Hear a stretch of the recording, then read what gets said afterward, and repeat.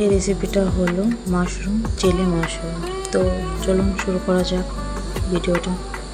তো আমি ফার্স্টে মাশরুমগুলো খুব সুন্দর সুন্দর করে পিস করে কেটে নিয়েছি। তো দেখতেই পাচ্ছেন। তো আপনারা চাইলে আপনাদের মতো শেপ দিতে পারেন। এরপর মাশরুমটা আমি ভালো করে ওয়াশ করে ধুয়ে এখানে একটু লবণ, সাথে লঙ্কা গুঁড়ো আর হলুদ গুঁড়ো দিয়ে দিচ্ছি। মশলা টশলা সব কিছু দিয়ে ভালো করে একটু মাখবেন। এখানে হলুদ গুঁড়ো দিয়ে দিয়েছি। তারপর দিয়ে দিলাম আমি কর্নফ্লাওয়ার, সাথে অল্প পরিমাণের ময়দা দিয়ে ভালো করে এটাকে আমি মাখবো। কোনো প্রকার পানি ব্যবহার করছি না।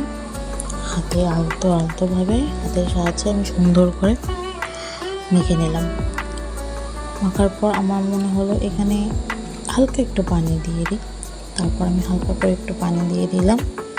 তো আপনারা অবশ্যই দেখতে পাচ্ছেন আমি কীভাবে করছি। এখন আপনাদের ইচ্ছে মতো আপনারা করতে পারেন, অনেকে চপের মতো ডুবিয়ে করতে পারেন। তো তারপর আমি তেল গরমটা করে নিলাম। তেলটা গরম আমার হয়ে গেছে। তো আমি একটা একটা করে সবগুলো মাশরুম দিয়ে দিচ্ছি। মাশরুমগুলো দিয়ে দেওয়ার পর আমি সুন্দর করে এটাকে নেড়ে চেড়ে ভেজে নেব। যখন দেখবো হ্যাঁ এটার কালারটা একটু চেঞ্জ, ব্রাউনি কালার চলে আসছে, তখন এটাকে আমি আরেকবার একটু নাড়াচাড়া দিয়ে উঠিয়ে নেব। তো ভিডিওতে ভুল ত্রুটি হলে অবশ্যই আপনারা ক্ষমা দৃষ্টিতে দেখবেন। তারপর আমি আবার আরেকবার একটু নেড়ে চেড়ে নিলাম। এখানে কোনো প্রকার ঢাকার দরকার নেই। নর্মালি যেরকম ফ্রাই করে ওরকম ফ্রাই করে নেবেন। ফ্রাই করার পর আমি এখন সুন্দর করে এগুলো তেল ছড়িয়ে উঠিয়ে নেব। উঠিয়ে আমি আবার সেই মিশ্রণটাকে মাখিয়ে আবার লাগাবো। তো অনেকেই বলবে এত নটাঙ্কি করে কথা বলার কি দরকার। অ্যাকচুয়ালি দেখেন, শুরুর থেকে শুরু করতে গেলে অবশ্যই অনেকের অনেক সময় ভুল হয়।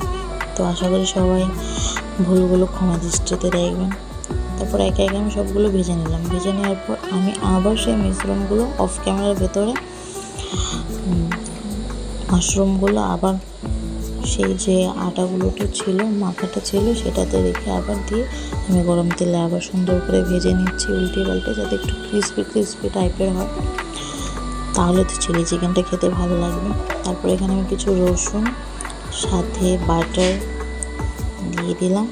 দিয়ে ভালো করে একটু নেড়ে চেড়ে নেব। কারণ একটা আপনারা কোনো প্রকার তেল ছাড়া বাটার দিয়ে করার চেষ্টা করবেন, দেখবেন তাহলে সুন্দর একটা ফ্লেভার আসবে।